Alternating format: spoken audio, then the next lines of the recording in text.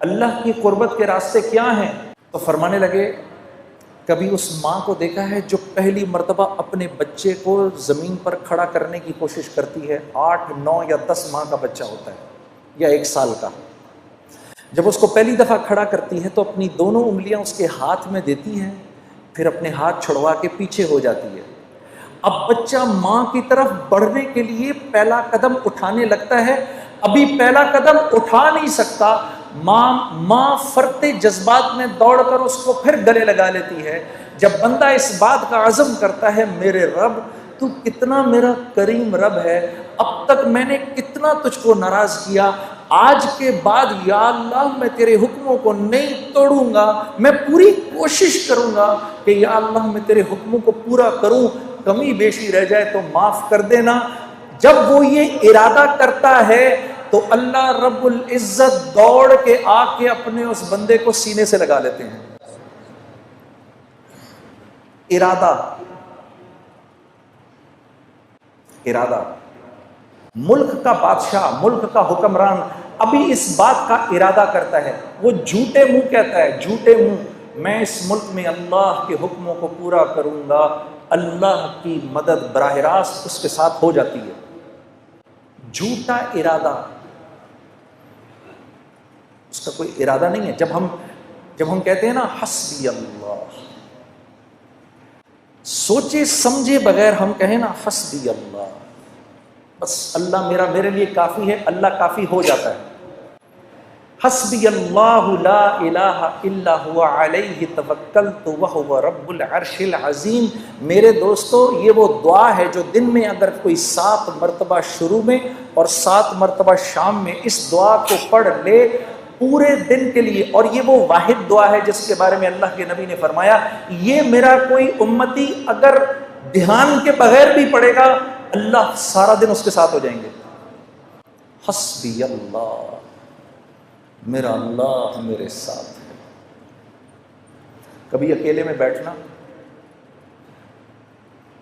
اللہ سے اپنے گناہوں کی معافی مانگ کے پھر تھوڑی دیر میں دل کو ایک تسکین ہوگی، 2 آنسو نکلیں گے، سمجھ جانا اللہ نے خوش ہو کے معاف کر دیا۔ پھر کہنا آنکھیں بند کر کے حسبی اللہ، پھر یاد کرنا کہ بھائی نے کہا تھا یہ بات، ساری دنیا کا مزہ ایک طرف، یہ جو 2 بول تم بولو گے حسبی اللہ، اللہ ایسا سکون دل میں دیں گے کہ تم کہو گے دنیا کی دولت بھی اس کے آگے ہیچ ہے۔ حسبی اللہ۔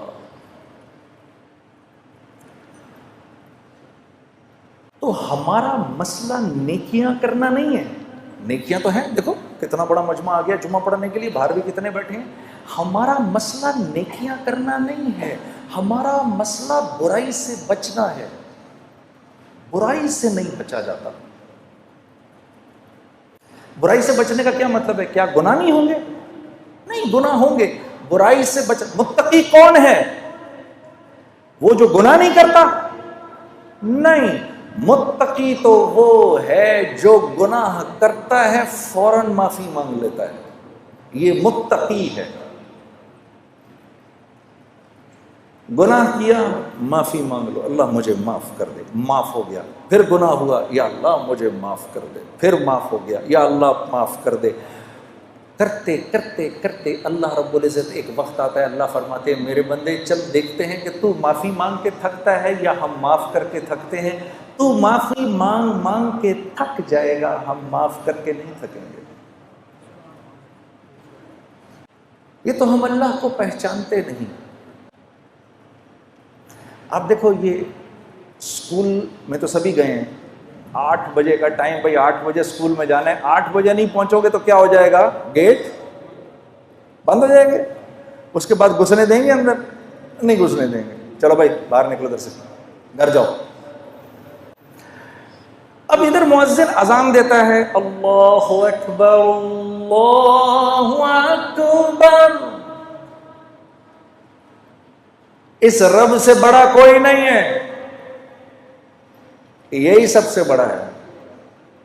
اذان ہو گئی، اذان کے بعد اللہ رب العزت کا حکم آنا چاہیے تھا، چلو بھائی بند کرو، مسجد کو بند کرو، اب کوئی مسجد میں نہیں داخل ہوگا۔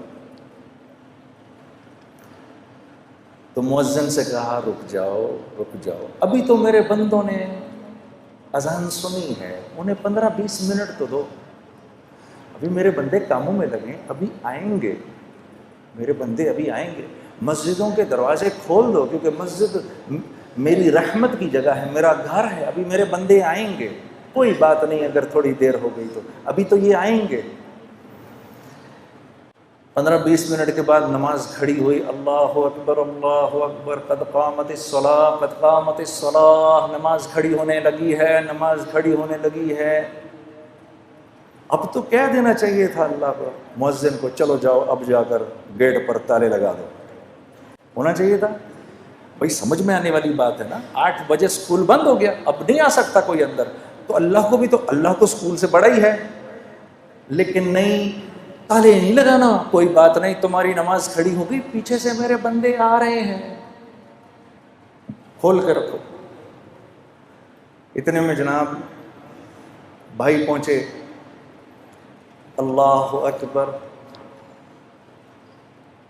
مولانا نے پڑھنا شروع کیا، الحمدللہ رب العالمین الرحمن الرحیم۔ بھائی پہنچ گئے، یا اللہ میں کیا کروں؟ چپ کر کے کھڑا ہو جائے اس کے پیچھے، یا اللہ میری تکبیر اولیٰ مل جائے گی، مل گئی۔ رکوع کے اندر جانے لگے، رکوع میں چلے گئے، پیچھے سے دوسرے بھائی دوڑے ہوئے آئے، یا اللہ میں کیا کروں؟ چپ کر کے کھڑا ہو جا، یا اللہ میری نماز، چپ کر جا، کھڑا ہو جا، نماز مل گئی۔ 2 رکعت گزری، تیسرے بھائی آئے، یا اللہ کیا کروں؟ چپ کر کے کھڑا ہو جا، تیری بھی نماز ہو گئی۔ تیسری چوتھی رکعت کے اندر لوگ بیٹھے ہوئے ہیں، میں دوڑا دوڑا پہنچا، یا اللہ میں کیا کروں؟ چپ کر کے کھڑا ہو جا، بیٹھ جا، اتحیات پڑھ لے، اور سلام پھیرنے کے بعد جتنی جتنی تمہاری رکعتیں رہ گئی ہیں کھڑی ہو کے پوری کر لو، میں نماز قبول کر لوں گا۔ اتنے میں یہ ایک بھائی بھاگے ہوئے آئے، جب سلام پھیرا، یا اللہ میری نماز رہ گئی۔ تو میرے نبی کا ارشاد ہے، کوئی نماز کے ارادے سے مسجد آئے اور اس کی جماعت چھٹ جائے، اللہ اس کو پوری پوری جماعت کا اجر دیتا ہے۔ ایسا اللہ ہے میرا آپ کا۔ شیطان کو 2 دفعہ اپنے آپ کو دھوکہ دینے مت دو۔ پہلی دفعہ اس نے دھوکہ دیا گناہ کرا کر، اب وہ دوسرا دھوکہ دے گا، توبہ کرنے کا کیا فائدہ ہے، تیری توبہ قبول تھوڑی ہونی ہے۔ اس کو بولو، اے بدبخت، جب تجھ کو اللہ نے نکالا تھا جنت سے، تو نے 10 دعائیں مانگی، اللہ نے ساری پوری کی، تو میں تو اس کا فرما بردار ہوں، میں تو کلمہ گو ہوں، اگر میں مان پڑوں گا تو میری نہیں مانے گا۔ میرے عزیز دوستو، جب آپ اپنے گناہ کی توبہ کرتے ہیں تو آپ کو پتہ ہے کیا ہوتا ہے؟ جب ہم توبہ کرتے ہیں، اللہ اس گناہ کو معاف کر کے نیکی میں بدل کے آخرت کا توشہ بنا دیتا ہے، اور آپ ایسے ہو جاتے ہیں جیسے آپ نے اس گناہ کو کیا ہی نہیں۔ یہ تو ہماری بدقسمتی ہے، ہم اپنے آپ کو اللہ سے دور کیا ہے۔ یہ وجہ ہے میرے دوستو، جب ہم دعا کرتے ہیں تو دعا نہیں قبول ہوتی، کہ ہماری طبیعتوں سے اللہ سے دوستی لگانا ختم ہو گئی۔ موسیٰ علیہ السلام کے دور میں زوردار قسم کا قحط پڑا، آپ نے سب کو جمع کیا، جمع کر کے آپ میدان میں لے گئے، وہاں آپ نے جا کے جب دعا شروع کی تو لو اور تیز ہو گئی۔ آپ نے کہا یا اللہ میں تو دعا کر رہا ہوں، یہ کیا معاملہ ہے؟ کہا اس مجمع میں ایک آدمی ایسا ہے کہ پچھلے 40 سال سے اس کی ایک نیکی بھی میرے پاس نہیں آئی، اس کے گناہوں کی نحوست ایسی ہے کہ آپ کی دعا بھی قبول نہیں ہو سکتی۔ تو آپ مجمع کی طرف مڑے اور مجمع سے کہا بھائی وہ کون ہے، باہر نکل جائے۔ اب وہ جو گناہ گار تھا وہ تو نظریں نیچے کی کھڑا ہوا تھا، اس نے دائیں دیکھا یہاں سے شاید کوئی نکلے، بائیں دیکھا یہاں سے کوئی نکلے۔ جب تھوڑی دیر ہوئی تو اپنی عزت بچانے کے لیے اس نے کہا یا اللہ اتنے سال میں نے تیری نافرمانی کی، تو نے کسی کو پتہ نہیں چلنے دیا، اب اتنی دیر ہو گئی ہے، تو ایسا نہ ہو کہ تو اپنے نبی کو بتا دے کہ وہ کون ہے، تو میں کتنا ذلیل ہوں گا۔ یا اللہ میں تجھ سے معافی مانگتا ہوں، تو مجھے معاف کر دے۔ ابھی وہ نیچے اللہ سے مناجات کر رہا ہے، اس کو پتہ نہیں، اپنی عزت بچانے کے لیے وہ مناجات کر رہا ہے۔ اوپر کالے بادل آنا شروع ہو گئے، اور اسی دوران موسیٰ علیہ السلام انتظار کر رہے ہیں تو دھڑا دھڑ اوپر سے بارش شروع ہو گئی. کہا یا اللہ یہ کیا ماجرا ہوا؟ کہ میرے نبی میرے بندے نے مجھ سے سنا کر لی، میں نے اس کو معاف کر دیا. یا اللہ یہ کون ہے؟ کہا موسیٰ جب نافرمان تھا 40 سال کا میں نے کسی کو پتہ نہیں چلنے دیا، اب تو وہ میرا ولی بن چکا ہے، میں کیسے بتا دوں وہ کون تھا؟ میرے دوستو آج امت اللہ سے دور ہوئی بیٹھی ہے، کیونکہ اللہ سے دور ہوئی بھی ہے، اپنی ہر مشکل کا حل اس کو اللہ کے غیر میں نظر آتا ہے. میں یہ بات ہاتھ جوڑ کے آپ نوجوانوں کے سامنے عرض کرنے آیا ہوں کہ آج کیونکہ ہم اللہ سے دور ہو گئے ہیں اپنے گناہوں کی وجہ سے، تو اللہ رب العزت سے جو حسن ظن ہے وہ بھی ختم ہو گیا ہے. اب جب کوئی ضرورت آتی ہے تو خیال اللہ کی طرف جاتا نہیں کہ میں تو اس کی کرتا ہوں نافرمانی. ارے نہیں، میرے گناہوں کی کیا حیثیت ہے اس کی رحمت کے سمندر کے آگے؟ یہ راوی کے دریا میں اپنی ہم اگر 100 قمیضیں لے جائیں اور صاف کر لیں تو راوی کتنا گندا ہو جائے گا؟ ارے 1000 قمیضیں لے جاؤ، 1,00,000 قمیضیں لے جاؤ، 1 کروڑ قمیضیں لے جاؤ، جاؤ جا کے راوی کے اندر دھو، راوی نے کیا گندا ہونا ہے؟ تو یہ تو دنیا کا ایک بہتا ایک عام دریا ہے. اللہ کی رحمت کا جوش مارتا دریا، اس کے سامنے ہمارے گناہوں کی کیا قیمت ہے؟ کچھ بھی نہیں.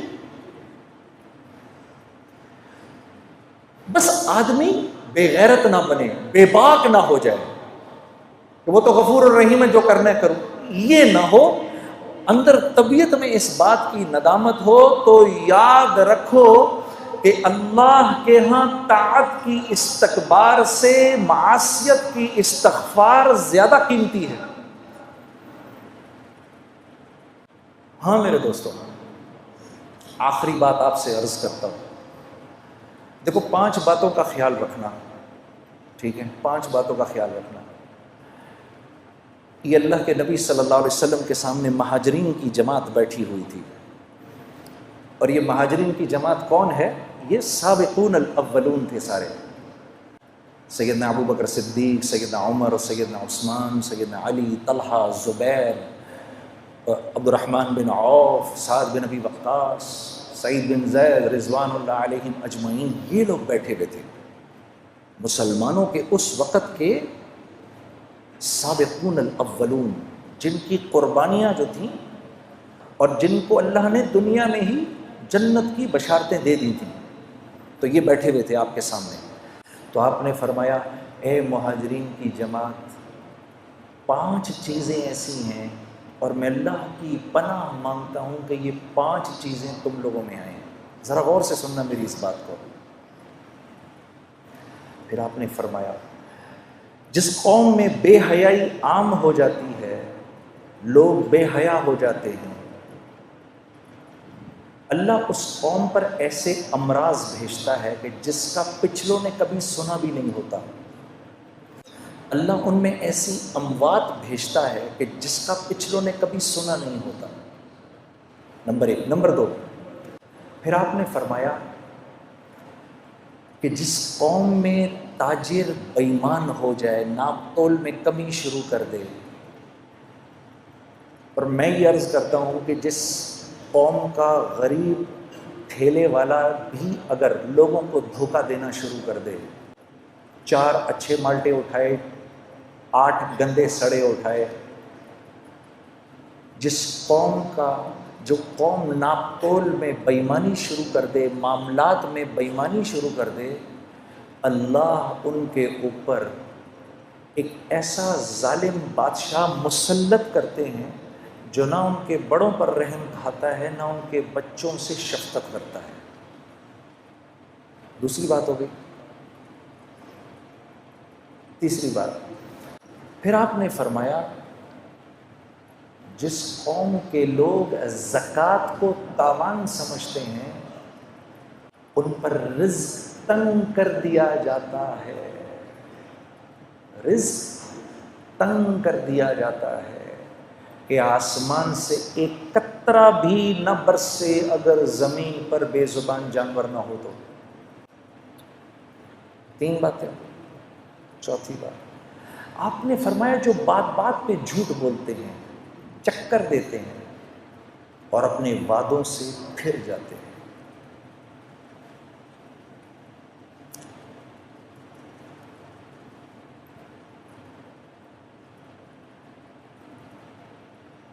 یہ گھر ہم آپ کو 50 لاکھ میں بنا کے دے دیں گے، اس کی قسطیں دیں، آپ 50 لاکھ کے مطابق قسطیں دیں. جب گھر دینے کی باری آئی، سر بات یہ ہے کہ وہ تو وطب کی بات تھی، خرچہ تھوڑا بڑھ گیا، اب آپ کو پوزیشن تب ملے گا جب اس کے اوپر 15 لاکھ اور دیں گے آپ. کیوں؟ کیونکہ اب اس گھر کی قیمت مل رہی ہے 70 لاکھ، ہم تو سر اس کے تو 70 مل رہے ہیں اس وقت، ہم تو پھر 5 چھوڑ رہے ہیں آپ کو. اف، یہ میرا آنکھوں دیکھا حال ہے. وعدہ خلافی، وعدہ خلافی، وعدہ خلافی. کبھی یہ بھی تو کر کے دیکھو. جنید صاحب، یہ میں کیونکہ آپ کو ایگری کر گیا تھا، پہلے آپ کو زبان دے گیا تھا، 25,000 روپے مہینے پہ میں اس جگہ کی آپ کو زبان دے گیا تھا. بعد میں میرے پاس آیا ایک آدمی، مجھے 28 دے رہا تھا، لیکن مجھے اللہ سے حیا آئی کہ میں آپ کو زبان دے چکا ہوں، میں آپ ہی کو دوں گا. یہ 25,000 میں یہ چابی آپ کے ہاتھ میں ہے. ارے میرے دوستو، ہم کوانٹٹی نہیں دیکھتے، ہم کوالٹی دیکھتے ہیں، کیونکہ اللہ پوچھے گا مال کہاں سے کمایا، کہاں خرچ کیا. لا الہ الا اللہ. ہم کوانٹٹی نہیں دیکھتے، ہم کوالٹی دیکھتے ہیں. جو زبان سے پھر جائے گا، چوتھی بات آپ نے فرمایا جو زبان سے پھر جائے گا، اللہ رب العزت اس قوم کو اس کے دشمنوں کے حوالے کر دیتے ہیں جو ان کے گھروں میں گھس کے ان کے مالوں کو لوٹتے ہیں. 4 باتیں ہو گئی. 5ویں بات،